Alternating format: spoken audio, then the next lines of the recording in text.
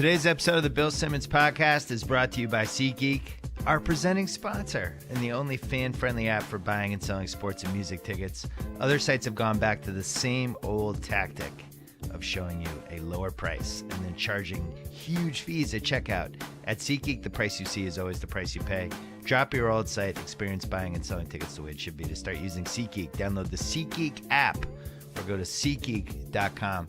Today's episode is also brought to you by After the Thrones, our new post-game show on HBO Now that comes on after Game of the Thrones. Late Sunday night, midnight PT, Monday, 3 a.m. ET. You can check it out on HBO Now, and then it reruns the following night at around 1 o'clock a.m. on linear HBO. After the Thrones, hosted by Andy Greenwald and Chris Ryan, with special appearances from Mallory Rubin and Jason Concepcion. Check it out, After the Thrones. And we should also mention my new show, Any Given Wednesday, launching June 22nd, Wednesday, 10 p.m. It's happening. Any Given Wednesday, June 22nd. Let's go. Yeah. Clear enough for you? All right. Yeah. We're taping this on a Monday, and I don't know when it's running. Can you picture us rolling? Chris Sacca, the legendary angel investor. When did the term angel investor start? Can I ask you a question quick? Yeah. So that jam, do you play that at home alone sometimes? Kind of like, That's my do you song. light That's the candles Tupac. next to the bath and just play that on loop? Do you know how hard it was to clear that song? It was probably one of my 3 greatest achievements. I love it. It definitely sets a vibe. Yeah. I'm glad we're finally doing this. Yeah, thanks We've for known having each me other over a here. little bit over the last couple years or so, but ever since basically when I got suspended on and I started thinking about starting my own thing, what that would look like, and I just kind of went into the abyss of the whole world. How do you start a business? What do people like? What do they invest in? And I became more and more fascinated by all of it. And you've been in that world basically, I would say, the last 10 years. I mean, when did you really start investing in stuff? I moved out to Silicon Valley during law school. I was ostensibly a law student. I just knew I never was going to be a lawyer, but that was basically the quickest way to get a seat at the table so that people in Silicon Valley would hear me out. And you felt like at that point the world was moving towards Silicon Valley and you just wanted to be involved? It really was. Everything, so I started going to university for math back when I was in junior high. I had a regular life, and then at night I would go up to the University of Buffalo and take math classes. I was obsessed with math and computers. I had a math burnout in like 11th grade. Stopped taking any of it. What's a math burnout? That's Would where your it just head like explode? Yeah, kind of. There was just number smoke coming out of my ears. It's like, I can't do this anymore. So I went to the School of Foreign Service at Georgetown, which is like the best academic program in the United States that doesn't have a math or science requirement. Did that, was living abroad in Spain when Netscape went public. And I remember reading about that in the International Herald Tribune and feeling FOMO. Like, oh man, this internet thing is really starting to happen at scale and I am going to miss it. And so I got back to the United States and wanted to get involved. But as a kid who grew up without any money on the East Coast, without a big technical network around me, I didn't know many entrepreneurs. I was trying to figure out a way to get out West. You needed a few years of work experience in order to get to an MBA program. Yeah. And so what I realized, there was a back door. You could basically get a law degree, move out there. During your law studies, you could be in the mix, doing work at Fenwick and West is where I ended up working with the top shelf VCs, the top shelf companies out there in the first bubble. And so that's what I did. I kind of hacked the system by going to Georgetown Law School and then working my way into the Valley. How'd you end up at Google? I ended up at Google a strange way. So I mean, the short bio is I took my law school student loans and I started day trading them. I told the law school they hadn't shown up yet, and I cashed them and started day trading that money. And I made a ton of money on paper. Yeah. At my height, I was worth $12 million. And Just from day trading? from day trading. Wow. Yeah. Well, I there was a little rule called Reg T that I kind of broke, where I would use that to buy.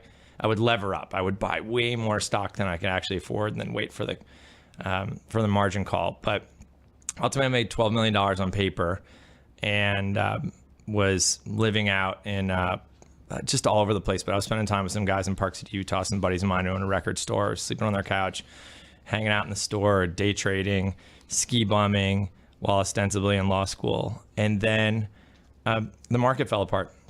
So spring of 2000, I lost it all plus $4 million more in a matter of days. So that left me $4 million in the hole. It's 25 years old. I had nothing to show for it other than, a bunch of stories, basically. Yeah. And so I needed to take a job as a lawyer. So I made my way out. I worked at Fenwick during the day. And at night, I was just grinding, moonlighting, doing anything I could to generate cash to pay back all this debt.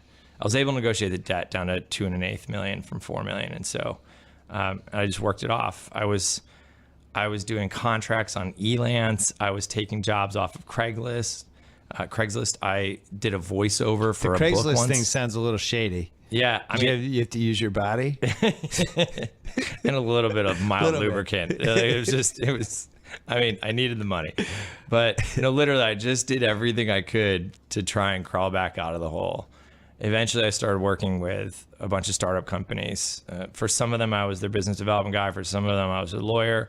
Some of them, I was their strategist, helping them raise money or name the product or design the consumer funnel. I was kind of faking it till you make it. If you came to me and asked me if I was good at something, I was like, yeah, sure. In fact, I had a business card once that said Chris Sacca, and I would go to these networking events and people were like, oh yeah, you sound like a smart kid. Things will work out for you. And I don't think they realized I was check to check. Like I was going to have to move back to Buffalo. Yeah. And can you imagine a worse fate than having to move back to Buffalo? Oof. And so I eventually was able to put something together. I basically created an entity called the Salinger Group. It sounded really erudite and fancy. Great title.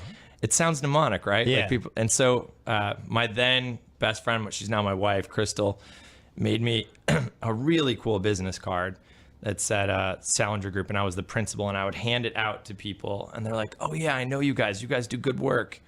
And my career started taking off. And it was all spoken bears? Yeah. I mean, I didn't even have an address on it because I lived in a hovel in Foster City, California. I had no phone number because I didn't have one.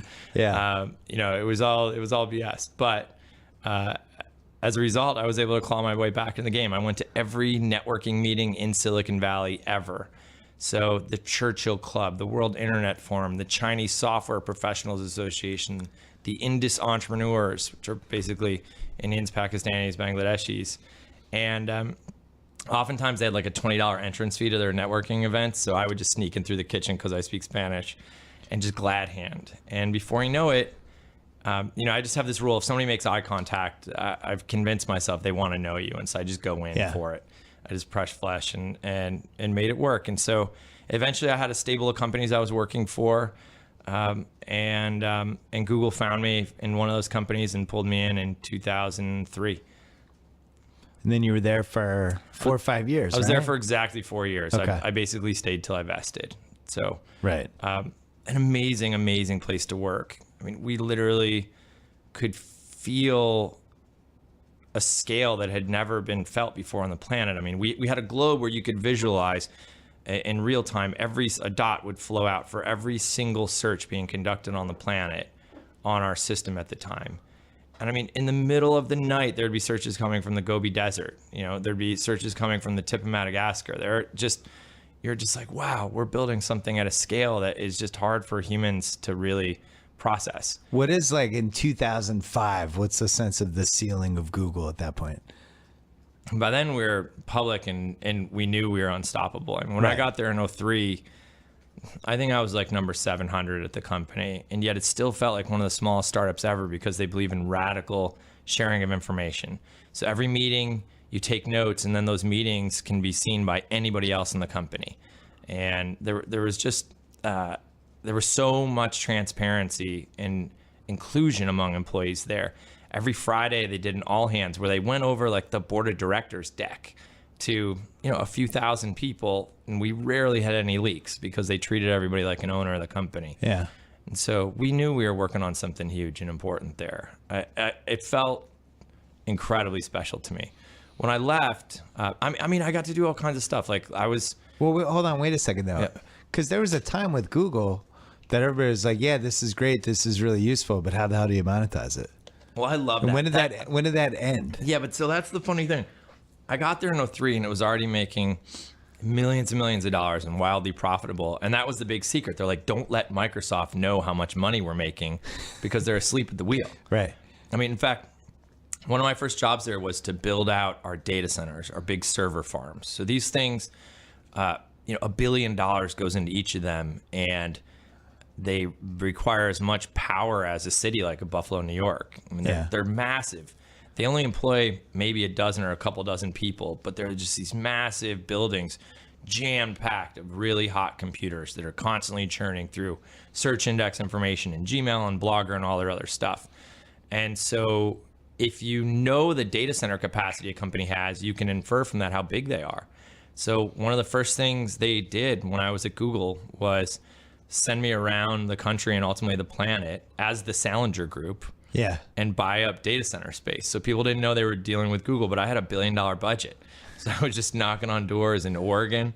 Actually, at Oregon, I had Department of Homeland Security called on me once because they're like, who is this guy driving around on a rental car? He's got a very suspicious looking beard.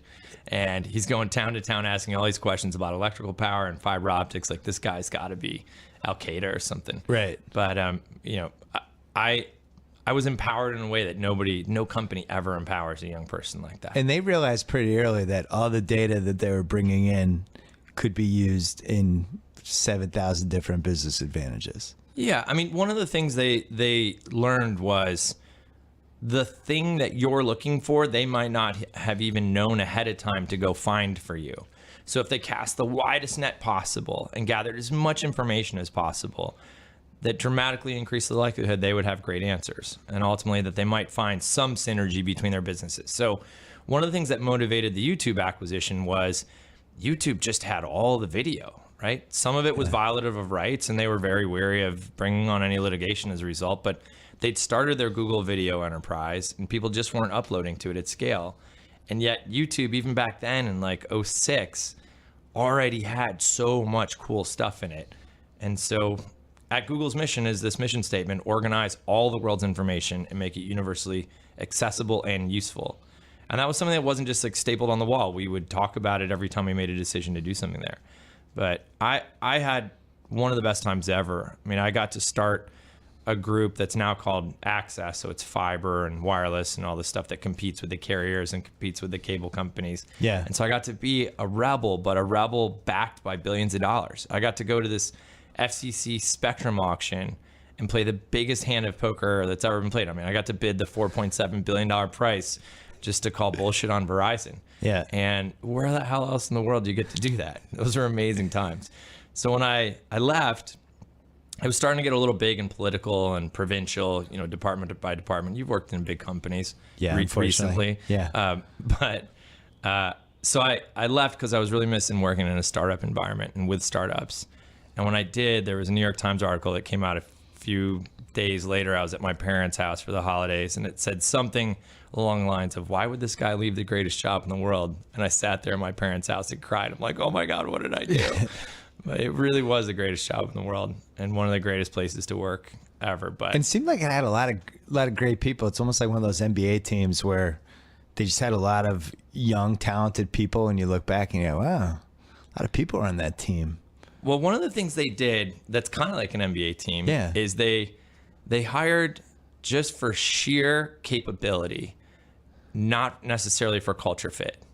And so they were just like, if we get the smartest, most driven, ambitious people in the world all to work here, let's see what happens.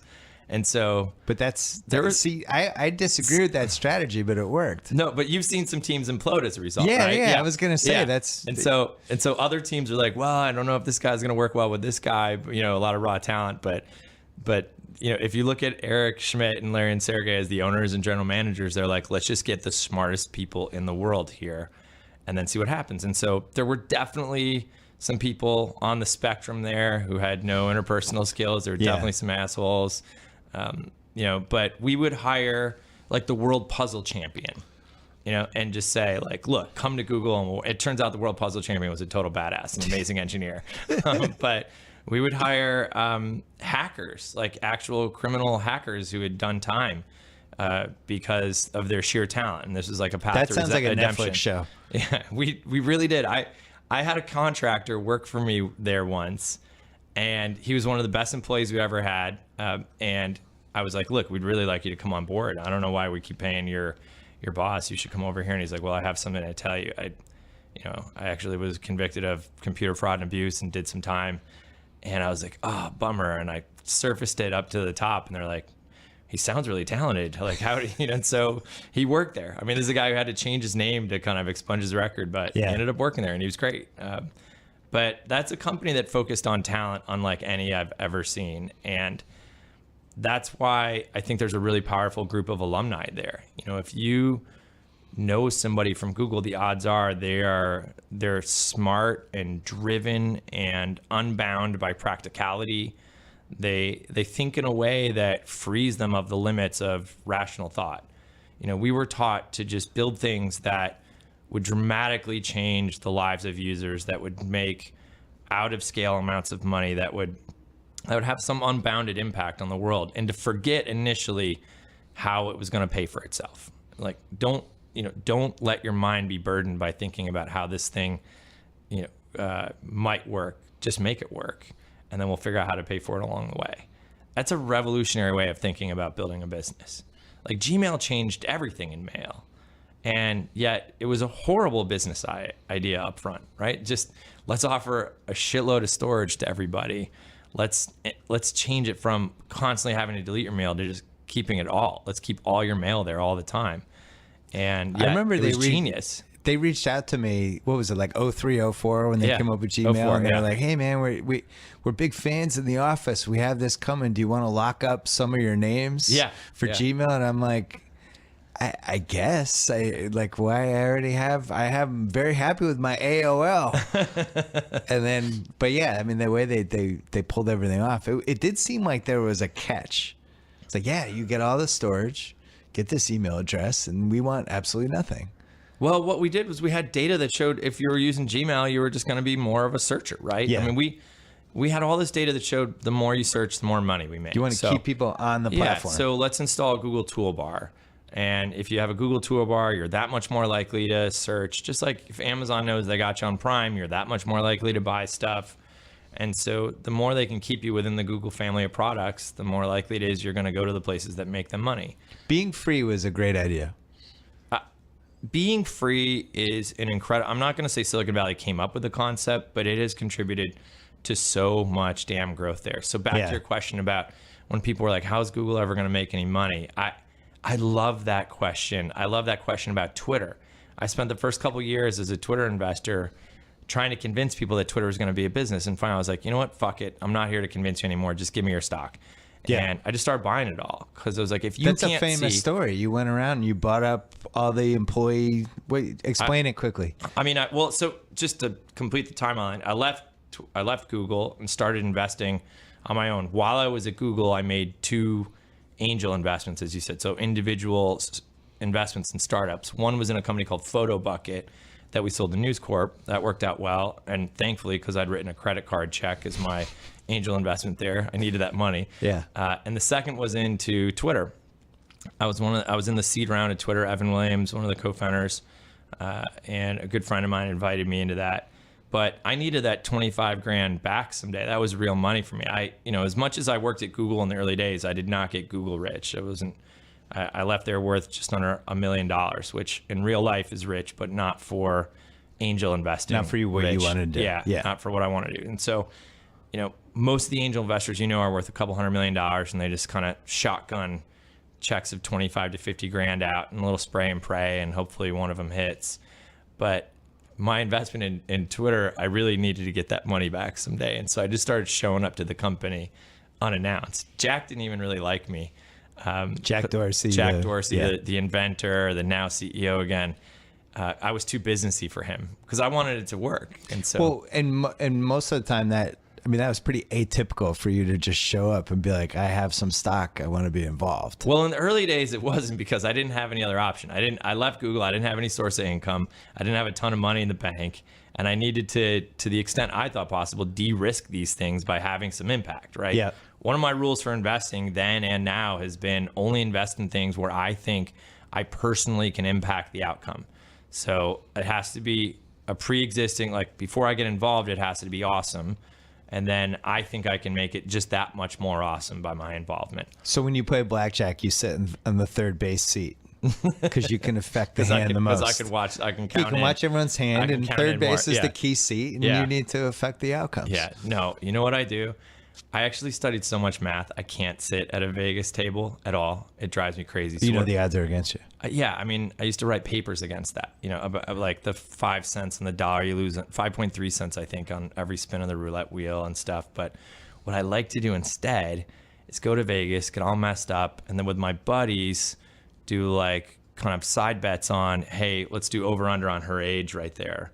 And then, you know, part of it is the guessing, and part of it is you have to get her to reveal her driver's license to validate the bet. Or I like to get 2 total strangers in a push-up contest against each other right on the floor of Caesars or something like that. There's just a dramatic thrill for that, and it's even money.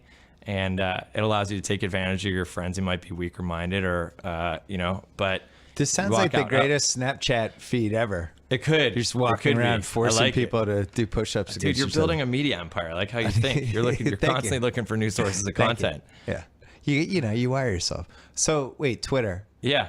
Well, people say Twitter can't make money, but I mean, Twitter was pulling together so much data that I remember an early meeting, 2009, Marissa Mayer, who was, you know, she's CEO of Yahoo. At the time, she was still at Google.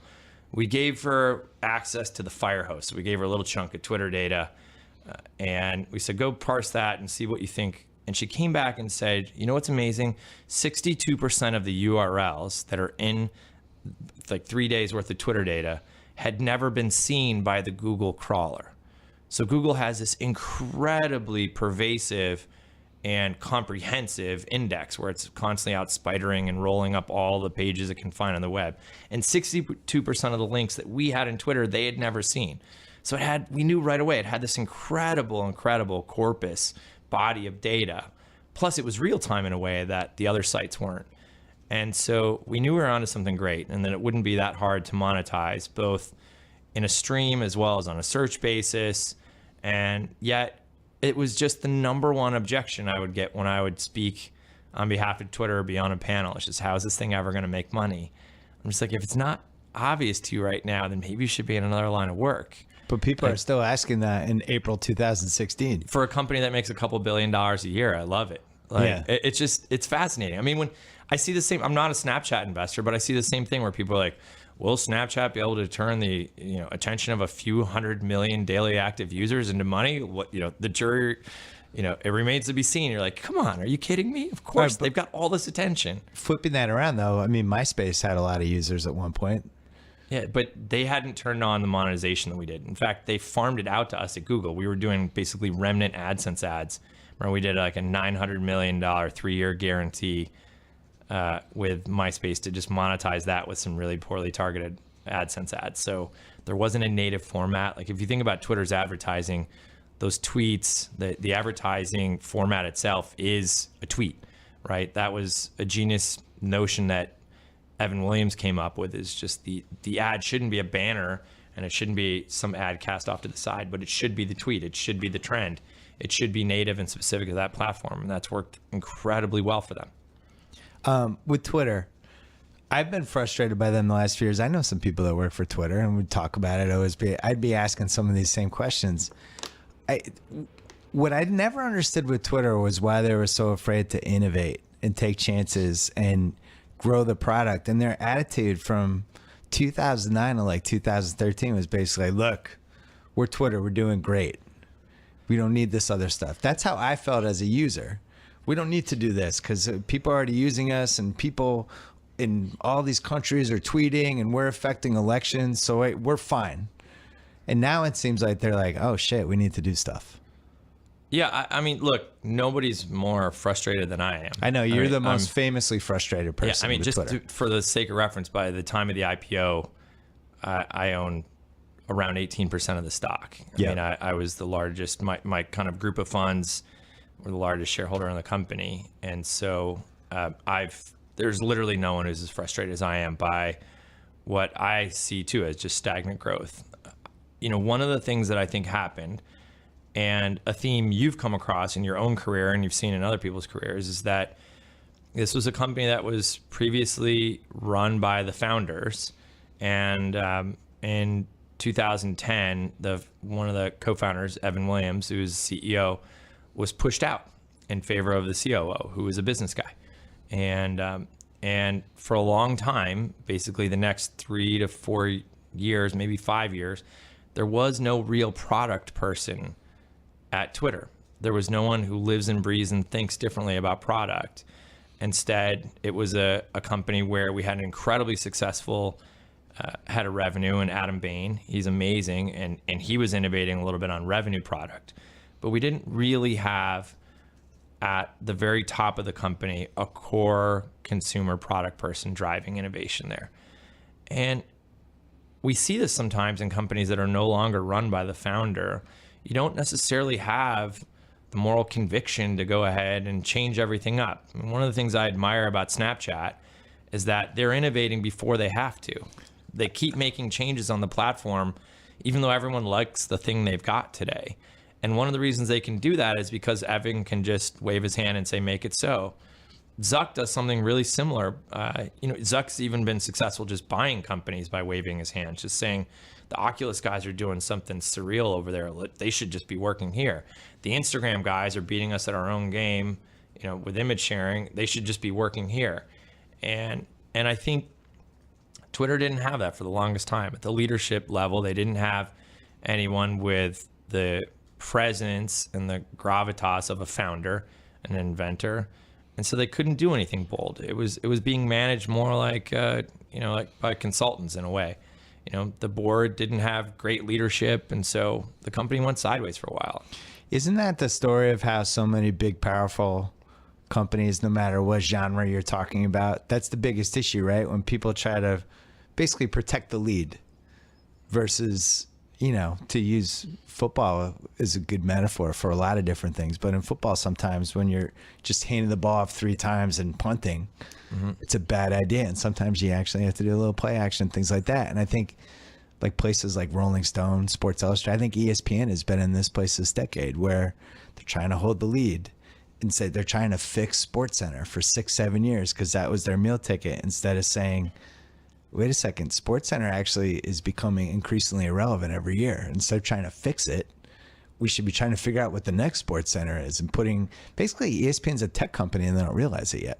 Yeah. They're still thinking like a TV network. It's like, you guys are actually a tech company now. They don't appreciate that. So go back to Google. On your point, one of the most pivotal moments in the history of Google was buying YouTube, because it was the first public acknowledgement in the history of that company that somebody outside of Google was doing something that we had tried way better than we were. Yeah. Right. And there's an amazing document that's internal there, like a post-mortem of why did Google Video fail? And there was just a lot of conceit in the product that we internally, I mean, you hire that many smart people and there's just hubris there. There's like, hey, we can do no wrong. We were forcing people to download a piece of software called VLC rather than just use Flash. Flash is a proprietary standard, but we were like, hey, we're better than that. We use something called open source. But it just wasn't working. We were pre-screening all content for copyright. Turns out at that time, a lot of copyright holders wanted their stuff on YouTube because it was generating buzz and views and that kind of stuff. And so as a result, when Google finally said, look, this YouTube stuff is better than anything we could make, it really cracked open a wave of acquisitions there and an attitude across Silicon Valley that I think has empowered some of the greatest companies to continue evolving, to just say not everything amazing is necessarily going to get built in-house organically. We might not be able to step outside ourselves and see our own assumptions. I mean, yeah. ESPN had that with the ESPN phone. Yeah. Remember that? They made their own phone, had to be the plan. They created this whole division, And really, they should have just done a deal with a phone company that had all the existing infrastructure and just figured out a way to add ESPN scores to it, and they would have won and not spent any of the They would money. have crushed it, Yeah. right? It's funny. There, a guy you're working with now, Evan Williams over at Medium. Yeah. Evan and I are good Smart buddies. dude. He's different than smart. He's like from the future. And so Evan and I are buddies, but when it comes to product, I think I'm a good critic of current products, and I don't consider myself to be a visionary of future products. Evan just lives a few years ahead of the rest of us. I mean, literally a couple years ago, he was pounding the table saying, live video. We need live video. And nobody at Twitter was listening to him. Nobody's building it. And now look at what's changing everything. It's Periscope and it's Facebook Live. It's just, there's no doubt about it. I mean, it's Twitch. It's all these things. Meerkat was kind of the turning. If there was a 30 for 30 for tech, the 8 Days of Meerkat would be like the best documentary. The 8 Days of Meerkat seemed like the next big thing. Then Twitter just annihilated it. Yeah, Meerkat, the technical execution was not their strong suit, and then building on top of Twitter's graph was a bummer. Yeah. So, but point being, Evan's superpower is finding and identifying the assumptions that you and I don't know we're even making. The things we're just taking for granted, the things that just seem implicitly like the rules, he can find those and turn them upside down. Yeah. And that's why he's serially successful. Blogger, Twitter, and Medium now, which is just huge and blowing up. And your traditional business guy just doesn't think like that. Your traditional operator, your traditional MBA and COO just doesn't have that kind of vision. And so what's setting some companies apart from the rest, there are companies that are grinding out, trying to find a 6% bottom line improvement, so they can issue a dividend. But when you really look at Silicon Valley, at the ones that are growing by leaps and bounds, that are blowing people's minds, there is an independence of thought that's just unbounded by reality. And so they can see into the future, they can make bold predictions, and they can really stake the future of the product on things that you and I might not see yet. You never told me how Twitter was going to make money. I mean, Twitter, like literally, that's the funny thing. Twitter has a user problem, definitely not a money problem. Yeah. So, I mean, it's, in fact, they report earnings tomorrow. By the time people will hear this, they will have reported earnings. Most of Wall Street expects their monetization per user to have gone up, and then the jury's out on whether they're going to have more users or not. Probably a mild increase, but they have figured out how to monetize the attention you spend there. They just haven't evolved the way you engage with those tweets to make more and more people go there. I mean, it's frustrating to hear people say Twitter may never go mainstream, and you're like, okay, so 67 million Americans use it a month. That's more than watch all the major sports leagues combined. But it could be more. And compared to Facebook, it looks like a small network. I always say I'm buying blank stock, like I'm buying Marcus Smart stock, like talking about athletes' teams. I'm not literally buying Twitter stock, but I wouldn't rule out Twitter yet. Well, I know you're way too close to this conversation, but the database they have and how important it is in weird little circles of people's lives, I don't see how that fades away. There's nowhere to move to from Twitter. Yeah, they've got something to interest everyone in there. That's the crazy thing, and that's so frustrating. You bang your head against the wall. You're just like, everything sports is in there. Everything politics is in there. Everything news is in there. Every hobby you could ever think of, every environmental issue, every celebrity thing, it's all in there. They just do a horrible job of surfacing that to you, right? So there's the serendipitous feed, which some of us have adapted our mind to. Like, all right, let's spin the arbitrary wheel of interestingness and see what comes up when I refresh this. And that's kind of a fun, distracting mode. But there's only so many brains that want to engage that way. Other people want to compartmentalize the way they've learned from newspapers and television. People want programming. They want curation. They want best of. And the mute button was 3 years too late. I think I was calling for that in like 2011 because when you unfollow somebody, they know. That's political. And you need, you need some way to unfollow somebody without actually unfollowing them. Yeah. I have a lot of muted people in my life. There's a tool called Twitter Counter that it's unaffiliated with Twitter, but you can go there, plug in your account, and then you can see who's unfollowed you. like ranked by how many followers they have. And so you can see the power follows and unfollows over time. I'm sure I get unfollowed a lot during moments like Patriots playoff games or the Celtics game on Sunday. I mean, I think Tom Brady's a felon, and so that hurts my feelings. Actually, if I say that on your show, that's going to get quoted somewhere, right? So, I mean, I don't know if anyone's you're actually a Buffalo proven fan. felon. No, Yeah. it's you sports hate Tom Brady. I sports hate Tom Brady. You don't actually hate Tom I've Brady. met him once in real life. He seems like a really nice guy, like devoted very husband, nice guy. nice parent. Great guy. But just him and Belichick You would have loved are just him if he was on filthy. the Bills. No, they're filthy. They're filthy combatants. So that said, sorry, I knew this was going to come up today. I love it. It had to come up. Wow, we've won a lot of Super Bowls. That's painful. I know. Have you seen the Four Falls of Buffalo yet? I was still at ESPN when we were talking about that idea. It's tough. I thought it was too long. I watched There's only so much pain you can relive with the Buffalo Bills. I watched it once alone, and then I watched it once with my mom and dad, and my wife walked in and we were all crying, and she's like, "What is this? Like, why do you keep replaying it?" I'm just openly weeping. Those were tough years. You saw Twitter. You were super early on Twitter, and you were super early on Uber. What did those two super early opinions have in common? Yeah, so Uber was something started by my buddy Garrett Camp, originally just with his own car. I mean, he had a car and a driver, and he built an app so that the rest of us could try it and use it. And we were having jam sessions, is what Travis Kalanick, now the CEO, he was an advisor to the company and a co-founder back in the early days. We were having jam sessions about what it could be and what it would look like. And can you explain what a jam session is to people? Oh, yeah, because we've been to some jam sessions together. Yeah. Well, hold on. You got to explain it because somebody's listening to that and they don't know what that means. Yeah. A jam session is a free form, usually free form. They can be mildly moderated, but free form discussion on there's no real agenda. They can be on the future of technology, on policy, on who's running for president, on which companies are going down, that kind of thing. But so you'll just be like, I'm going to invite these 12 people. They're going to come over. We're going to have dinner, and then we're going to shoot the shit for 3 hours about where's TV going next year. Yeah. So I remember there was a jam session back at South by Southwest Interactive, 2006. It was in Gary Vaynerchuk's hotel room. I don't know if you come across Gary V in your travels, but it was Gary, myself, Travis Kalanick, Garrett Camp. I think Dave Morin was there, Michael Galpert. Owen Brainerd was there. He's now money manager to everyone in Silicon Valley. And the guy who runs my venture fund day to day, Matt Mazzio, that's where I met him, was in that jam session.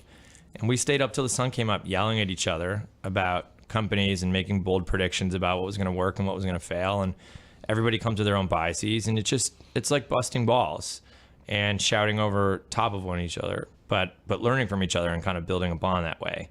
And so this is one of the ways that products get built in the early days, is you sit in a room and yell at each other and test each other's assumptions and think wildly and make bold predictions. I mean, Travis spent a lot of time at our house, the Uber CEO now, spent a lot of time at our house up in Truckee, California, where I live a lot of the year. And he's legendary for being able to spend 8 hours in a hot tub. In fact, he can spend so much time in a hot tub. We put a whiteboard near our hot tub so that he could write down things he was thinking about while he was pacing around in our hot tub. But we would talk for hours and hours and hours about what Uber could be.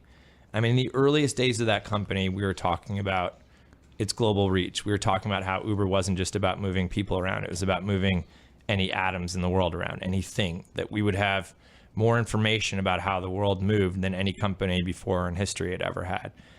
And the original Uber idea was basically like, I wish I could call a black car that would show up at a moment's notice. Yep. Somebody had that idea, and then somebody else said, that should be a company, and then we're off. Yeah, Garrett had that idea, and in the way that makes Garrett unique, he didn't just have that idea. Ideas are cheap. Execution is what matters.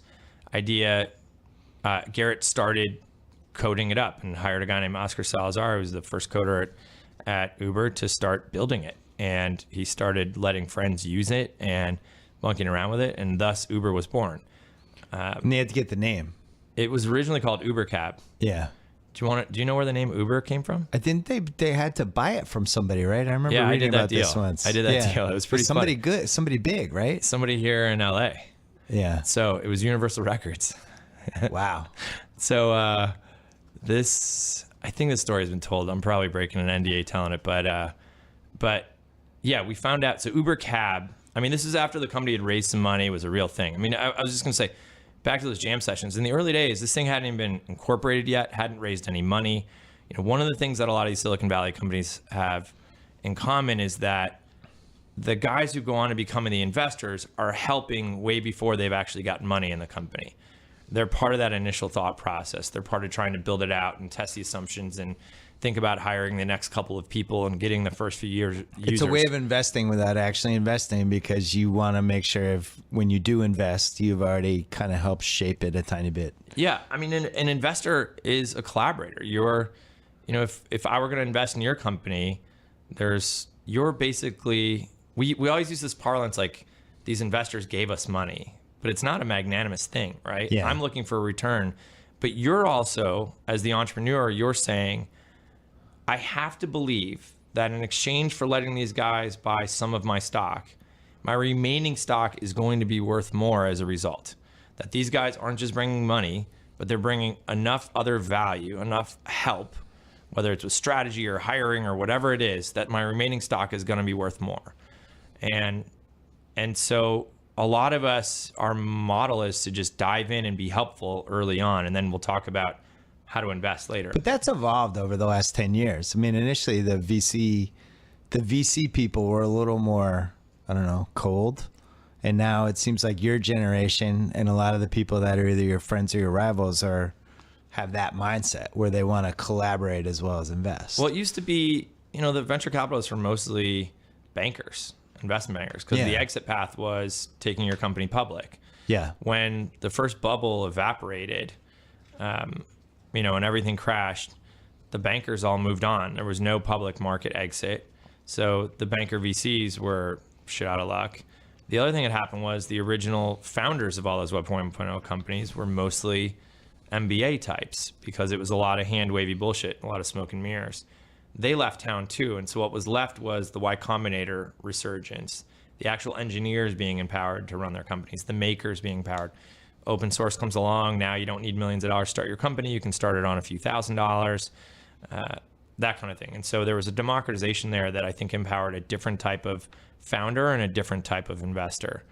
And, as Garrett was a testament to, you could just hack together an app and get something like Uber started. And the big thing with Uber was just they were worried about the taxi cab unions, whether people would want to get in a car with somebody that was sent to them on an app. I mean, there was kind of a public fear. It was almost like in the 1999, 2000, 2001 range when everyone was so terrified to buy anything online. Remember that? Sure. That's like, interesting. If I put my credit card on there, what's good? They'll know everything. Yeah. So that's interesting because we had, our initial vision was, look, this is a lot safer than a cab. A cab is such an anonymized transaction for both the driver and the passenger. I mean, there's so many assaults and so many robberies in both directions there that it's a really unsafe transaction. Whereas, especially in Vegas, it's you want enough money, you're just never seen again. You're they gonna drive get to the hijacked. desert. Yeah. Whereas with Uber, there's total knowledge about who's on either end of that transaction.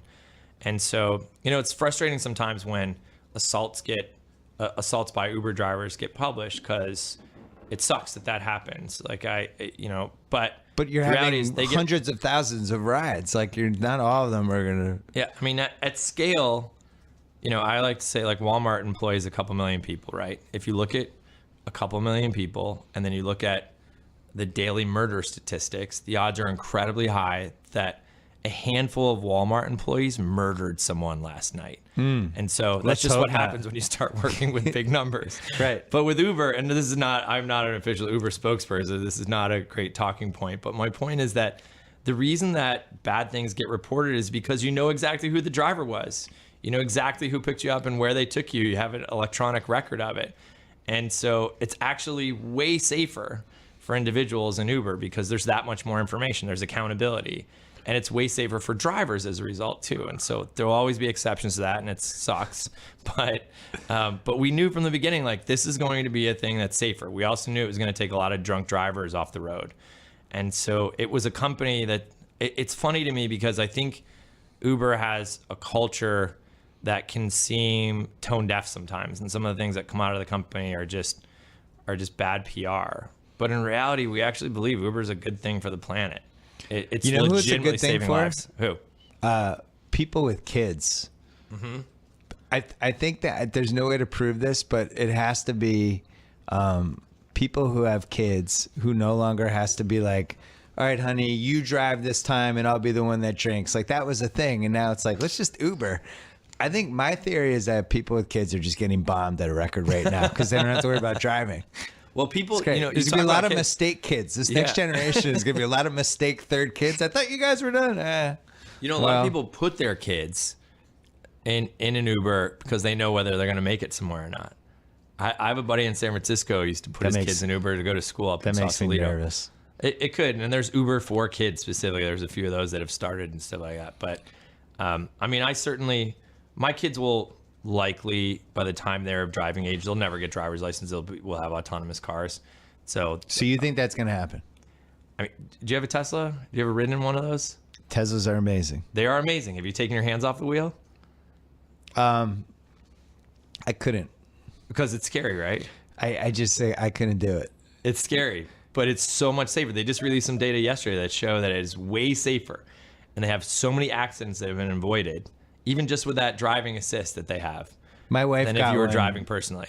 I told Kimmel about it, about the hands-free thing. He's like, this is unbelievable. So people are masturbating like all around the country as they drive. I was like, yeah, this is a new wrinkle for highways. It's highway masturbation. I mean, have you seen the Google like they call it the gondola because there's no wheel in it. You're just kind of sitting there and you have nothing you can do. But I don't. I'm too old because I'm so scared of all this stuff. They're scary, but this is the most evil science fascinating. fiction movie nobody's made yet. Is when somebody just hacks in and takes over the self-driving cars. That is a real concern. Yeah. It could very much be hackable.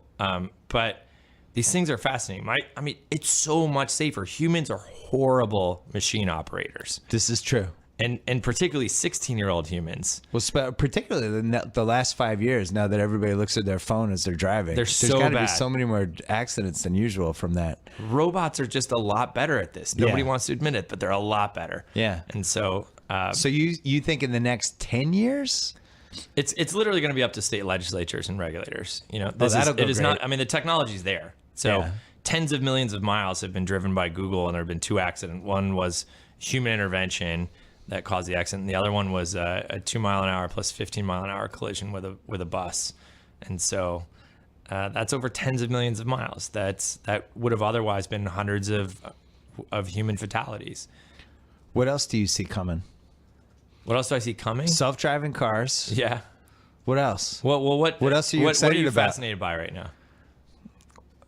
So we argued about esports once. I argued about that with Matt. Yeah. I think esports is being totally rigged by all the rich people who have invested in it. Well, you know, my business partner, Matt, owns an esports team. We had a huge argument about it. I'm not against it. Everyone's like, it's the next thing. It's a slam dunk. It's like, all right, well. Have you ever visited any of these athletes? I know. I'm not against it. Air quotes don't really come across in your podcast, but these are athletes, right? I'm not against it. Have you been to their homes? I'm always dubious of slam dunks. Yeah. Have you been to their homes at all or anything? No. I've asked. I haven't visited yet, but like they live together usually. Yeah. And because they have to train together, and a lot of them have physical trainers now because you need to be like fit and mentally, high mental acuity and quick you actually fingers have to be and stuff. like in. Yeah. You don't want to. You don't have any. Most of these guys are not like the traditional, like pimply fat ass that gaming nerds have been portrayed to be. Like no fatigue when at all. Cartman, yeah. They also have nutritionists and cooks who live in these houses. Like this is a real thing. Like I think you should go visit one of these things. I'm not against it. My guard always goes up whenever people are just telling me what's going to happen with something like that, because like lots of things sell out arenas. Sure. Like monster truck people sell out arenas. You're not a Gravedigger fan? Not really. Okay. So don't underestimate the American people's penchant for entertainment. But no, the gaming stuff is fascinating. We don't have a lot of investments in that space, but the ones we do are led by Matt Mazzio, my partner, who understands it incredibly well. I mean, look, I just think you have to believe in the attention, right? Is that if you're betting against professional sports, you're betting against every trend in attention right now. Yeah. And you're also betting against every trend in identity and Did you see that allegiance study about and tribes? 93 of the 100 events that people watched live last year were like sports events. Yeah, other than And like 7 were scripted or non-scripted. or the Oscars or something like Yeah, that, yeah, right? yeah. Yeah. I mean, humans crave shared experiences. That's just as simple as it is. I mean, God bless the iPod for letting us download all our music and and play it atomically. So you're listening to one thing, I'm listening to another thing with our headphones, and that's a fun experience. But we've seen the live music business take off. While recorded music has crashed, live music has taken off because we want to go see that with other people. We still go to the theater so we can still laugh with other people. I'm holding up my phone. Yeah. You go to a concert now, everyone's just holding up their phone. Yeah. I mean, Facebook Live and Periscope are blowing up because we want to be experiencing the same thing at the same time. Game of Thrones, crashed the internet last night. It's just people want to watch that thing together. So with esports, I want it to happen because I feel like I was playing video games from basically the moment they were created. Like from Pong. What was your first one, Pong? That was your first system? Remember when I think we're almost the same age. And Television versus Atari was the thing. So I was in television. Yeah. And then eventually I broke down and also got the Atari 2600. But I hit all like Nintendo, Sega Genesis. Like I went through basically everything all the way through the PS3, and then I finally retired. I grew up in a very limited television house and no game system house. Ooh. So I had to play them at other kids' houses. Yeah. But that's why I have all the game systems now as an adult, including the Atari 2600. What's your favorite cartridge? Do you remember? Atari 2600. I love the baseball game. Really? Yeah, I used to love video baseball games, which was like I used to love RBI baseball. I loved Intellivision baseball. I love baseball and football are my favorites. River Raid. You remember that one? Yeah. Yeah. And then for paddles, I love Kaboom. You could just get into a Kaboom zone right there where you're just scrolling back and forth. I had an intern a few years ago who could do, he was a young kid too. I don't know how he could do this, but he could do the entire first level of Pitfall with his eyes closed, going left, not right. But really? Yeah. It was like he'd picked it up as a retro cool thing and could just do it with his eyes closed. My favorite game ever was, I think it was PGA Tour 3 on Sega Genesis. It was a golf game. Mm-hmm. It's like 25 minutes. It was the perfect length.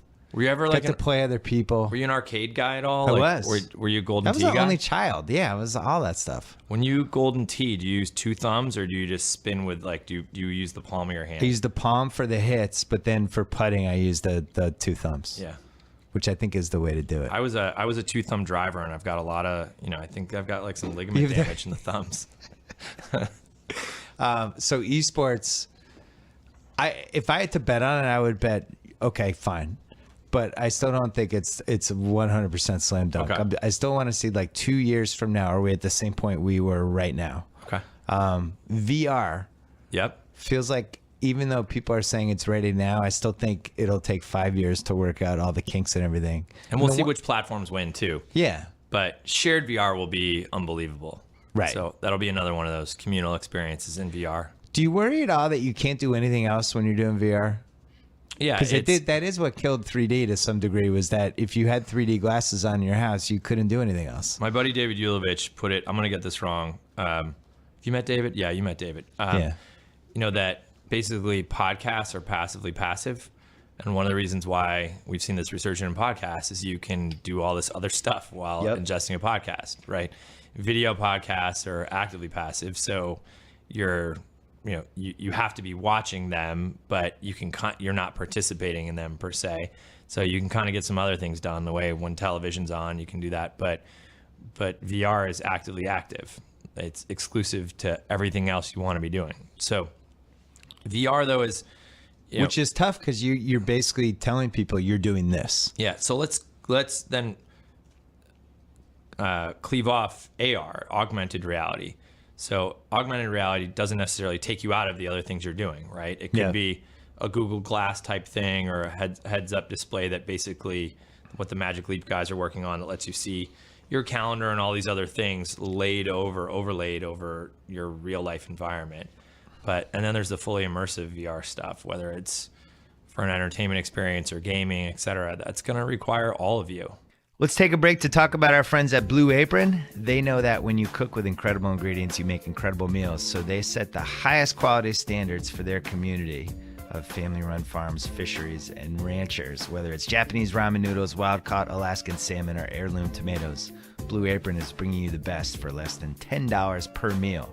They deliver seasonal recipes along with pre-portioned ingredients to make delicious home-cooked meals. Right now in April, you can get meals like crispy cod and cabbage slaw tacos with pepita, pineapple, and avocado salsa. You can also get pan-seared pork chops with 2 cheese, mashed potatoes, and sauteed spinach. I'm getting hungry. Check out this week's menu and get your 2 meals free with free shipping by going to blueapron.com/BS. You will love how good it feels and tastes to create incredible home-cooked meals with Blue Apron. So don't wait. I might force my wife to do this because she's letting me down lately with dinners. Anyway, that's blueapron.com/BS. Blue Apron, a better way to cook. And since we're here, let's talk about audible.com.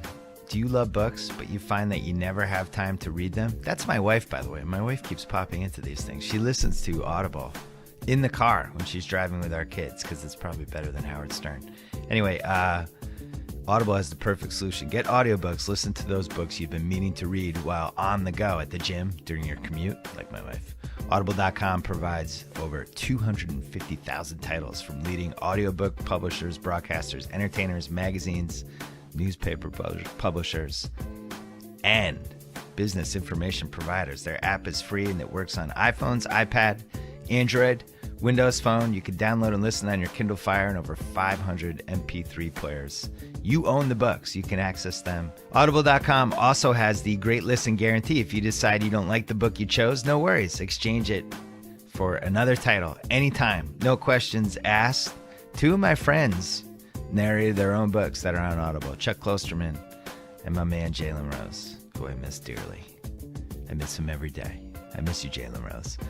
Just for my listeners, Audible.com is offering a free 30-day trial membership. Go to audible.com/BS. Start your free trial today. Back to Chris Sacca. We're getting very close to nobody ever having to leave their house. That'd be fun.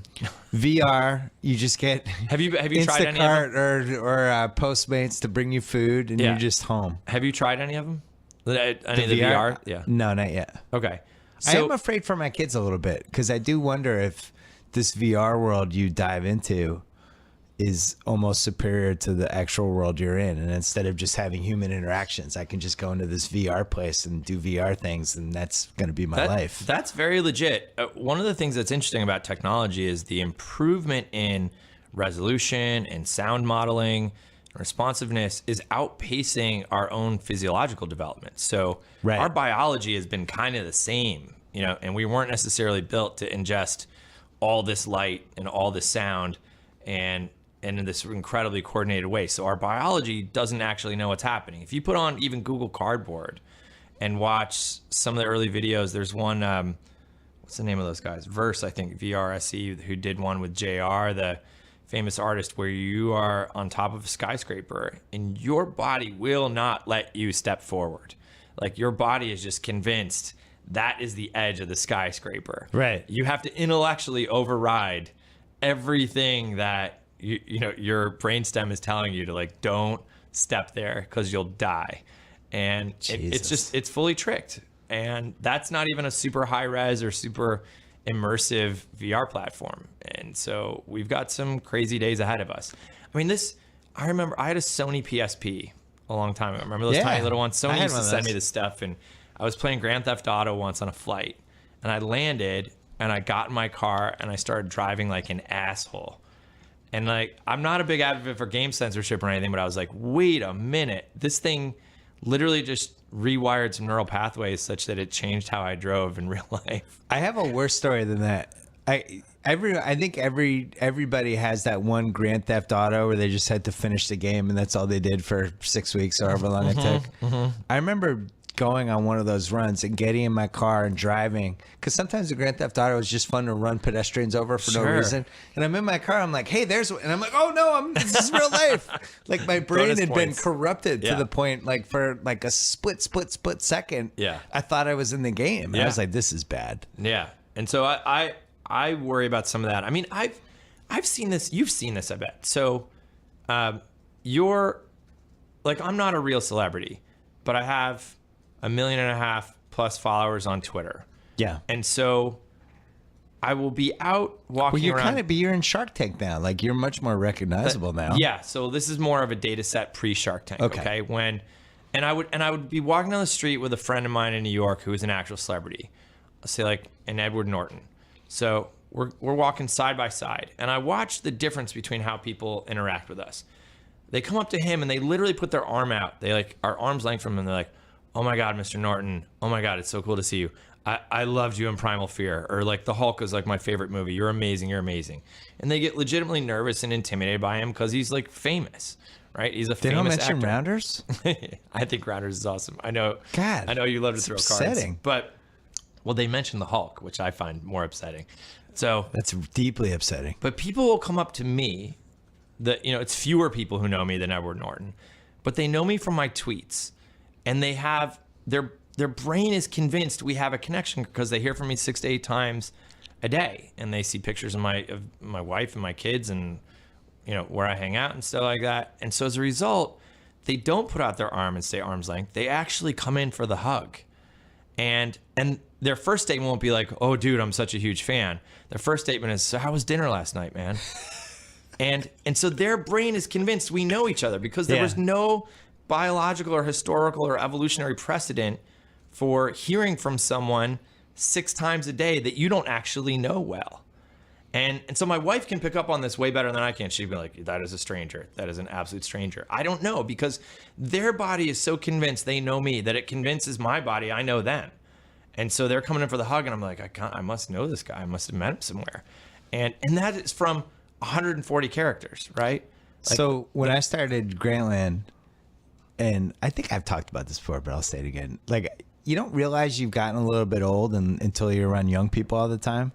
And I learned a couple things just from the first year of Grantland, watching the people in their 20s. Like, they could listen to a podcast, they could be on Gmail, they could be chatting, but they could also be talking to somebody, and they could be working and sending their emails. They could be doing 6 things at once. And I would be looking at like, wow, like I can do like 2 things at once max. So that was one thing. The continuous partial attention. My friend Linda Stone called it that. Very continuous partial attention. Yeah. And it's like, I think there's a clear age range. Maybe it's like 33. You kind of have had to grow up with the internet a little bit. But now people in their 20s, I've noticed, they consider their friends, like their actual friends, like people they went to college with, high school with, people they roomed with after. But then also like people online who they met once or twice, and their relationship is the online relationship in the emails and chat, whatever else. Those people, like, we tried to hire somebody once, and it was like, "Oh, so-and-so is friends with them." Yeah. They've been...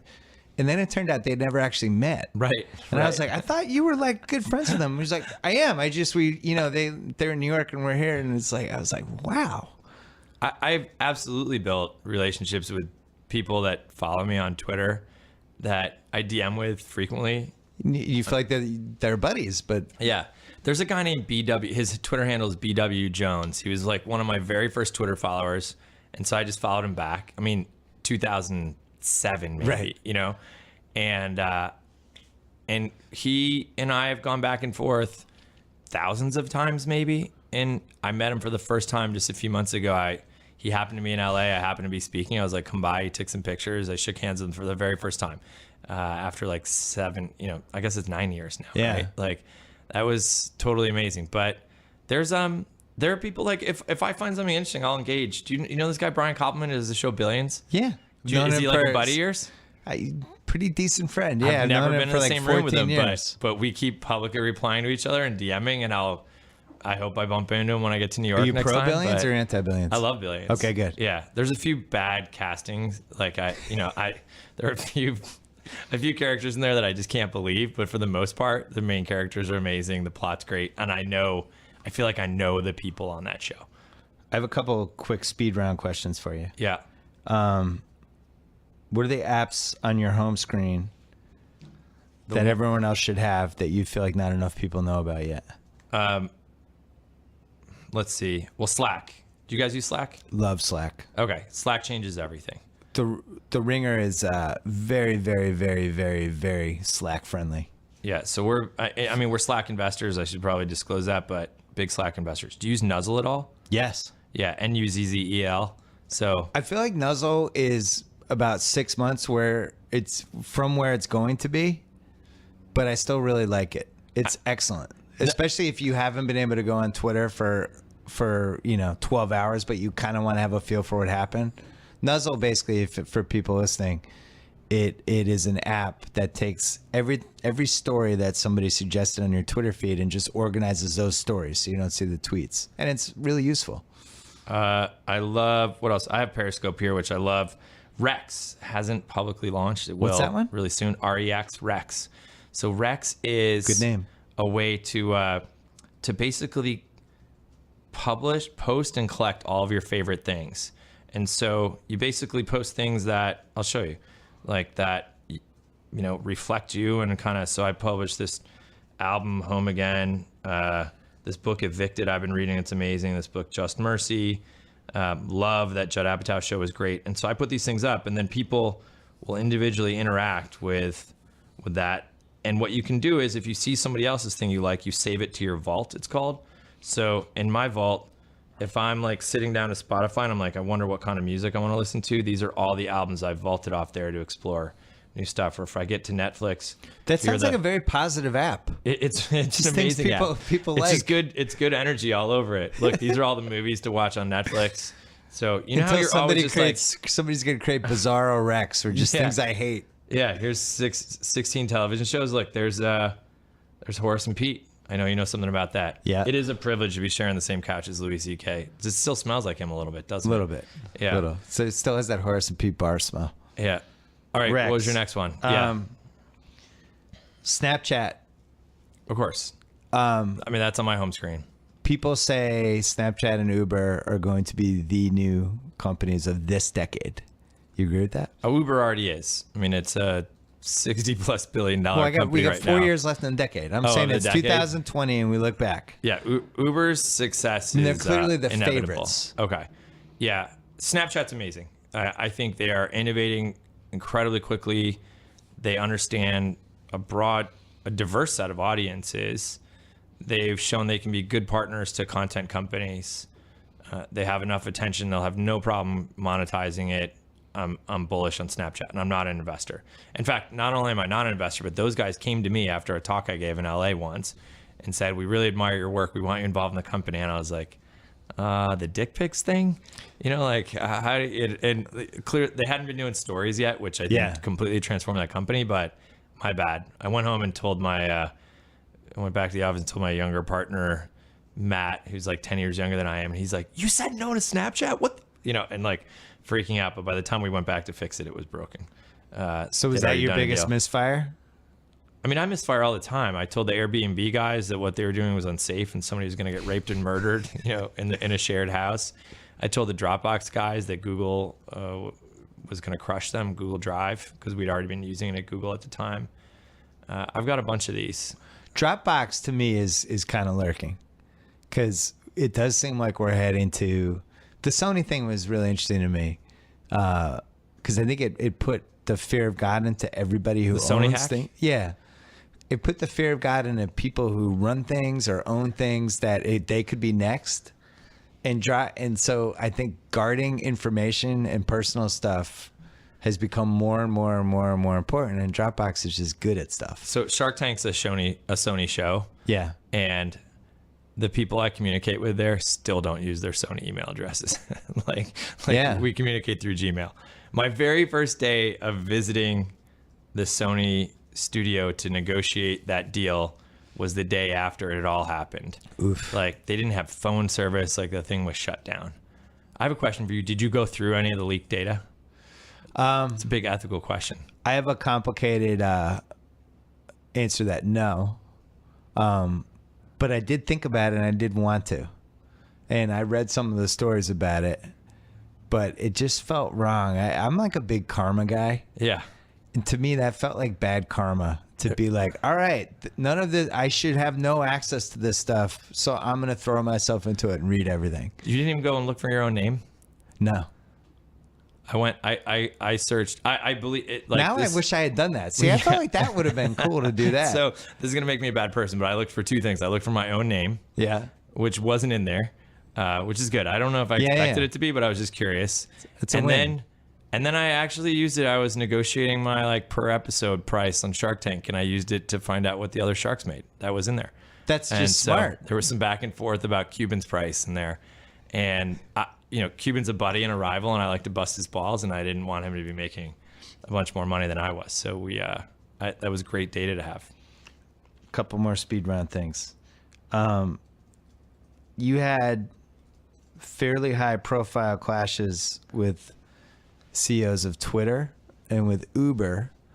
Coincidence, or is that part of just who you are and you want to be involved and you have opinions? Yeah, so I don't have a boss, and so there's no filter on me. You sound like me. Yeah, I'm very, yeah. I mean, there was a legendary guy who just passed away in Silicon Valley. Did you hear about Coach Campbell? Yeah, I saw the tweets. And former football coach who went on to be like Larry and Sergey's personal coach, Eric Schmidt, CEO of Google.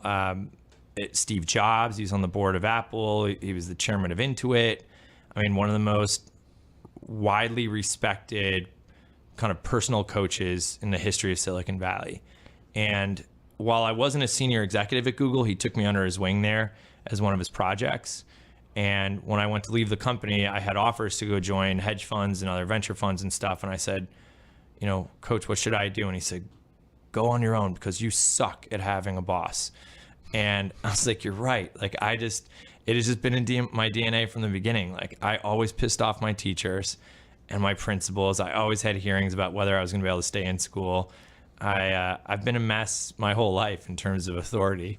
By the way, I have a 2-year-old who is exactly like me right now. Yeah, so usually that's how the guy gets you back. Yeah. But so, and I'm glad I went my own way. I would have never made it in a bigger partnership. But I am not going to bite my tongue if I think something's fucked. I just can't. And that means...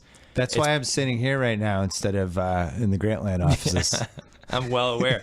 But I mean, that means like when Edward Snowden does something that I think is heroic and patriotic, I will speak out against it, even though that burns some ties with a lot of people at the White House. I'm very close to this White House and this president, and I did a lot of work for them, but I'm not going to and this is why I'm not an ambassador. I'm just not going to read from anybody else's script. Right. And so, and I can be a real pain in the ass to work with because I just don't butter anything up. Kids haven't mellowed you out at all? I mean, I love my kids. Sometimes people have kids and they reassess things. It didn't happen for me, unfortunately. Well, no, it does. I mean, I spend all my time with my kids. Like I fly home specifically to climb into bed with those kids at night and stuff. So they're 4.5, 2.5, and 7 months. So my life revolves around them. But you had the third one, the mistake Uber kid. Yeah, exactly. But if anything, they have hardened my resolve to just be authentic and candid. Yeah. That, I will only do deals that I want to be proud to tell my kids I did. And I only want to say the things I'm willing to stand by. I will just not, one of the conditions, and we're going to talk about Shark Tank at some point, but one of the reasons I'm on that show, one of the reasons I love that show is because it's the most authentic show on television. They don't tell us to say anything. They don't make us do any deals. It is completely unscripted and spontaneous. If you see a fight break out between the sharks, that's real and authentic. If you see a pitch go sideways, that's real. The only thing that happens is they edit it down from an hour-long pitch to 8 to 10 minutes of television. But even then, they don't betray the essence of what happened there. Because most of the questions are boring. When you're asking pitches about are an hour. They're about an hour. Yeah. Okay. I mean, we get to ask way more questions there than I do at a new product demo day in Silicon Valley. But it's an amazing show because I just get to say exactly what's on my mind and be as candid as I want, which is not something you get to do in most shows on television. In fact, the episode that's coming up this Friday, Cuban and I go at it, which we normally do in private, but we go at it on the show. And I think he drops an S-bomb at some point. I was like, are you leaving it in? And last I heard, they're leaving it in the show. So it's awesome. So how many shows do you do with him a year? Last year, or in this season, I did 4 episodes. I was originally slated to do 1 or 2, but we had a really good time and a lot of chemistry, so I came back. I'm going to have to mail you a couple like Dallas Maverick Cuban insults that if it gets heated, you'd be like, well, that's why you thought the Dan Pierre contract was a good idea. No, I literally, who's the guy they lost? Like, right? Which guy? Because we tape in like June and September. Oh, DeAndre Jordan. Yes. Yeah. So I dropped that literally right before cameras rolled, and I'm like, I'm sorry, too soon, and it always blows up. Like, you can see he and I fight on Twitter. That's how I ended up on the show. But Cuban loves it though. I mean, it's not like a mean-spirited thing with him. He just likes dropping the gloves. We're homies. We love it. But one of the We've reasons gone at it a couple of times. I was always good-natured. He's a good guy. Yeah. But it's fun. I get to make fun of him. See, like, you get to make fun of him for sports stuff. I get to make fun of him for bad investments too. Right. He's had a few. His political stops and starts. By the way, can I make a prediction for your audience? I think he's going to be president of the United States. Mark Cuban, I think, will be president of the United States. In the next, but 2000, I mean, by let's just look at it. 2024? I think Hillary Clinton wins this election and probably holds on for 2 terms. And then I think it's an open field, and I think Mark Cuban runs as a very moderate Republican and wins. So think about it. Donald Trump, one of the things I've learned that's just been wild about my own personal journey and watching Cuban and watching Trump is that the minute you're labeled a billionaire in this country, everyone takes everything you say as Bible. It's just you can do no wrong. Like, they just think, well, that guy's smart. He made a bunch of money. He must be a genius. And it's completely untrue, obviously. You know a lot of billionaires who are wrong about a lot of things. Like, I love Mark Cuban, but I think he happens to be wrong more than he's right. And that's why we become good friends. But you listen to people who support Donald Trump and you see they just eat at the trough of his bullshit. But they think it's just all inherently true because, look, the guy's a billionaire. He made these businesses. The United States is a country. It should be run like a business. So let's hire a really successful businessman to do it. And I think Cuban has all of that. Like, watch the engagement he has on Twitter, and you'll see people just take what he says as gospel completely. So he's like a benevolent Trump. That's exactly right. I think he's not an idiot, and he actually does care, and he does read, and he is convincible on some things. Well, he was a great sports owner. I got to say, when he came in, people only owned a team one kind of way. And if it was kind of the egomaniac sports owner, always went the Steinbrenner type of way. And Cuban bought the team and was like, well, why do you do it this way? Well, why do we do it this way? Well, why don't we have nicer locker rooms? Well, why isn't our plane awesome? Well, why don't we hire more stat guys? And he just kept asking questions, and it became a real competitive advantage for them. And then people ended up just emulating him. I think America loves that guy. I think he's not an idiot. People take him at his word because he's a billionaire. I think he's got crossover appeal. He's the American dream. I'm putting it right out there right now that Mark Cuban will be president of the United States. And he can use the Stairmaster while he's giving interviews, which I've always been impressed by. Have you had interactions with Kobe or no? Because Kobe wants to be Walt Disney. Yeah, I have actually. So a few years ago, Kobe reached out to me through somebody and said he wanted to meet me. And that was weird because I grew up in Buffalo, so I don't really care about the NBA. Yeah. Because they took your team. Yeah. I mean, I grew up caring about football and hockey. Yeah. Which is why you and I see each other at Kings games. Yeah. But I just couldn't care less about the NBA. I'm sorry to lose all the audience I haven't already lost to you. But so Kobe reaches out, and I was like, do I take the meeting? And my partner, Matt, who grew up in LA, is like, what are you talking about? Like, it's the Pope is asking for a meeting here. You got to take this meeting. So literally on the way to the meeting. Joe's excited. He's an LA fan. Are you a super fan? Yeah, Joe. He doesn't know where the story's going, but he's all happy. Look at him. Do you have any tattoos? Do you have any no, Kobe related? Not that bad. Okay. Not that bad. So we're in an Uber on the way down. We were meeting in Laguna, and I'm literally looking at his Wikipedia page to be like, yeah, you're studying up. I mean, I remembered the 81-point game. Yeah. Like, I knew he grew up in Italy for a while. I knew he didn't go to college. I knew a few things about this guy. But so we sit down. And we were at a bar, and this is while he was still rehabbing his ankle or his Achilles. And first of all, one of the creepiest things I've ever seen ever. Like, I've seen now some certain kinds of fan interactions, but a guy walked up, this burly guy, and he handed Kobe this. He like reached past the bodyguard and handed him this really fruity drink with umbrellas and stuff, and just said, "Hey Kobe, I just want to say this for you, man. I'm a big fan. There's no roofies in it or nothing. It's all good." Oh yeah, and I was definitely just want to drink that. Oh my god, that was like the creepiest handoff I've ever seen of a beverage. But so Kobe sat down and just said, "Look, I'm really interested in startup stuff. I'm really interested in investing. I'm really interested in being an entrepreneur." And again, my partner Matt is just like sweating because he can't believe he's in the presence of greatness like this. And I'm like, look, honestly, I see a lot of celebrities as tourists who come through this industry and think they can just kind of cherry pick a couple things and tweet about it and it's going to work out. I'm a businessman. Yeah. There are some. No, you're a small forward. Actually, one of the ways that Edward Norton and I became actual friends is that guy's brilliant and he's built companies. He's the CEO of a bioenergy company right now. He built CrowdRise with his wife and some other founders. Like the guy is smart and hustles and works hard, right? But there's a lot of guys and gals who just pass through this business thinking they can do something. And so I said, look, if you're serious about this, then prove it to me. And so I said, I'm going to send you a bunch of stuff that you should read and a bunch of TED Talks and other videos you should watch. And if you do your homework, then I'll talk to you about investing. And so it was funny because I didn't think he was going to do it. I thought it was kind of a nice way to like let him down. He doesn't easy. sleep. Of course he did it. I didn't know this about him. Yeah, I think he's up 24 hours a day. I had no idea about this. Yeah. So sure enough, for the next few months, my phone never stops buzzing in the middle of the night. It is Kobe reading this article, checking out this tweet, following this guy, diving into this TED Talk, diving into the Y Combinator demo day stuff.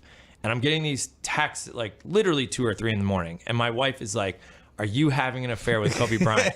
Like what is happening here? Like he just that would have been an incredible story. That would have definitely broken some news. But it was just at all hours. And the guy was serious. He was bringing the same obsessive work ethic to learning about startups that he does to training, to rehab, to his 1,000 makes a day, to everything. I was fascinated by it. So I ended up actually becoming really enthralled by him because this is a very unique personality type that I only kind of see in some of our very best entrepreneurs. Like Travis Kalanick at Uber. I don't know if you know this story already, but it's New Year's Day, 2010, I believe. So Uber was already a thing. Travis is staying at our house up in Truckee. He came up. We always have a New Year's party, and my dad was there. And my dad, says, "Travis, let's play Wii Tennis, Nintendo Wii Tennis." And Travis is like bleary-eyed and hungover from the night before, and so he's sitting on the couch. My dad is standing up. As they start playing, my dad's like taking tennis swings. And Travis is just making these little tiny chops with the controller. And he's kicking the hell out of my dad. My dad's like starting to break his sweat and trying harder and harder. And Travis keeps winning. And then Travis does this Princess Bride thing where he's like, "I'm sorry, Mr. Sacca, but I got to just tell you, I'm not left-handed." And so he starts playing right-handed. And my dad never scores a point again. And my dad is visibly frustrated. Like, what the hell is going on? And at the point my dad's about to blow a stack, Travis says, "Okay, Mr. Sack, I'm sorry. I got to show you something." And he uses the little wand and he moves over to the global leaderboard. And he is ranked number 2 in the entire world at Wii Tennis, while also being the CEO of Uber. True story. Like, he is one of the most obsessive and competitive people in the history of anything. And I saw that in Kobe. And so I ended up saying, "Hey, Kobe, why don't you, now that he's done all his homework," I'm like, "come up to Silicon Valley. I want to show you some companies." So I took him to big companies like Twitter, which were a blast. And, all the management team got together and fell over themselves to be in the room with him. And it was fun because you get to a level in that game where you're not just good at the game, but you understand the business around it too. And so we were talking with Adam Bain and Nathan Hubbard and guys up there that about the mechanics of the revenue and the rev share deals around those NBA clips and stuff. And there was Kobe right in the middle of that discussion. And then we went and visited small companies like Style Seat, where they're like an Uber for salons, an amazing service, but they were 11 people working out of a 1-bedroom apartment, basically illegally. And I was like, look, these are the bookends of how this industry works. And he was enthralled by it. And he's gone on to make some investments. He's starting some stuff. Kobe Inc. Yeah, Kobe is legit though. He's just one of those guys that I think you're literally buying Kobe stock. Yeah, I don't think he's a pretender about that stuff. I don't either. I think it takes a little while. Oftentimes your first few investments are just a miscue because you're flattered anyone even wants you to invest, or you think you can be more helpful than you are. But I think he can be great at this. You left out one important thing with Kobe, which you were halfway there, but with how competitiveness and how important it is for investors. He's competitive with Magic because they have like who's the greatest Laker of all time, and both of them like, Yeah. oh no, Kobe, and both of them deep down think they're the greatest Laker of all time. Yeah. And now Magic has parlayed his basketball career into this whole lucrative business career. Right. And anytime somebody points to, oh, who's the most successful athlete turned, they always say Magic first. And Kobe is a competitive psycho. And he's looking at it, it's like 5 years from now, they're going to say me. They're not going to say Magic. You know what They're gonna say Magic Kobe doesn't Bryant. have that Kobe does is China. Right. That guy owns that country. Yes. Oh my God, it'll be To the amazing point to that see. I could see him playing like a 20-game season there to just make it even more It's crazy. dangerous for him to be over there. Like it's just Yeah. the crowds are unbelievable. So you know, it's funny. Kobe and I collaborated on something briefly that we were setting up for him. I was like, so what should we call it? Like Mamba or whatever? And he came back and said, no, I want to call it 13. Do you know why? 13. It's sports related. I don't know. And this was like 2 years ago. He said, can you believe they drafted 12 other motherfuckers before me? Like he still wears that, man. He still wears that. Tom Brady's the same way. He knows every quarterback that got drafted ahead of him in the 2000 draft. He could just rattle them off. And their combined yardage compared to his. Oh, I bet. yeah, he knows all of them. Like all of them, the aggregate. They're all Like, maniacs. that guy still wears that, man. That is amazing. That's a good place for us to end because we went way longer than I thought we were going to go. But you can come back. Right on. We should do one. We should do a 3-person one with you and one other person that Who should we could just gang up on? I don't know. Maybe we'll get Cuban. That'd be fun. You, me, and Cuban. That'd be we super could fun. argue about stuff. I'll just start fights with you. It's pretty fun. No one on Shark Tank has ever been there to keep that guy honest, and so Right. I may or may not be returning next season. I may or may not be making an announcement about that on Friday. So This Friday, Shark Tank, you're going to Yeah. announce like, yeah, all right. I may or may not. One, I ABC. Periscope after I Periscope during the episodes. That makes Disney ABC a little bit nervous sometimes that I'm actually like live broadcasting TV and talking over it. See, we'll save that for next time because I really want to know what's going to happen with all this Facebook Live stuff where like I went to the Triple G fight on Saturday. If I had just Facebook Lived it, Yeah. nobody would have had to have HBO and they could have watched it from where my seat was. How is that legal? Feels But like it would have we're been headed value toward- added. I mean, you should do that deal with HBO. Not They if would've it's said, coming "Look, on. Yeah, but not if it's coming on 20 seconds before the feed that HBO has, because I'm sure they have to send it around, right? I'm coming Yeah. ahead of them, and Without, I don't know. You remember my really tall buddy who was in Montana? I don't Yeah. want to, but he said he would have done anything to watch that Golden State game with you, right? The Golden State game that was going on while we were there. He's like, I would do anything to sit down and watch that game with Bill Simmons. just for the basketball That's gossip. value I know? added. Yeah, just like, but just you periscoping your, Mystery Science Theater 3000 or whatever, but as a value added service, man, people would pay for that. That's probably where I'm guessing that's where broadcast rights are going, where you just get to pick your own announcers. Everyone hates whatever announcers they're stuck with the exception of like 5 people. But if I could watch you shoot the shit and have a couple other buddies there busting balls, so this is what. Yeah, I'd the end up East getting Coast sued. feed of Shark Tank, I like live tweeted. I play ball with everybody else. The West Coast feed, by then we're kind of Director's toasted. cut, yeah. I basically put it up on a projector and I periscope me and my buddies talking over the episode. And thousands of people every Friday love the hell out of it. It's just fun. I just bust balls and make fun. Yeah. Periscope, best product that not enough people use. Yeah. Well, I again, like Periscope. It's just for whatever reason, Facebook Live, they figured out how to just make it more accessible. you're not going to hear any argument from me. I know. All right. What's Thanks for your having me here, man. Twitter handle? I'm Sacca on Twitter, Sacca, but I'm C Sacca on Snapchat. Some other Sacca got there first. Man. So The I'm mystery CSACC on This on was fun. Snapchat. Thank you. Yeah, Thanks man. for Thanks coming. for having me I around. appreciate it. Right on. Thanks to Chris Sacca for a great podcast. Just a heads up, we are launching the Ringers NFL show and the Ringers NBA show tomorrow, which is Friday. I'm going to be hosting the first Ringers NBA show, so look forward to that. Guests to be determined, but you can sign up for those feeds as soon as we have those up, and you have more podcasts from the Ringer Podcast Network. Thanks to Blue Apron for sponsoring today's BS podcast. Check out this week's menu at Blue Apron and get your 2 meals free with free shipping by going to blueapron.com/BS. You will love how good it feels and tastes.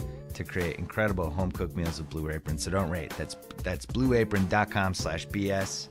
Thanks as well to Audible.com. They have over 250,000 titles from all kinds of publishers that you can choose from, and they also have the Great Listen Guarantee. If you decide you don't like the book you chose, no worries. Exchange it for another title anytime, no questions asked. Just for my listeners, Audible.com offering a free 30-day trial membership.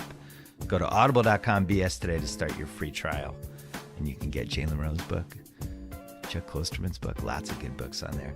Also, don't forget to subscribe to The Ringer's newsletter at theringer.com. Don't forget to check out our new podcast that we're launching this weekend, the NFL show and the NBA show, both with The Ringer. And don't forget about After the Thrones on HBO. And now, Sunday night, late, a couple hours after the Pacific airing of Game of Thrones. Enjoy the rest of the week. Anytime y'all want to see me again, rewind this track right here. Close your eyes.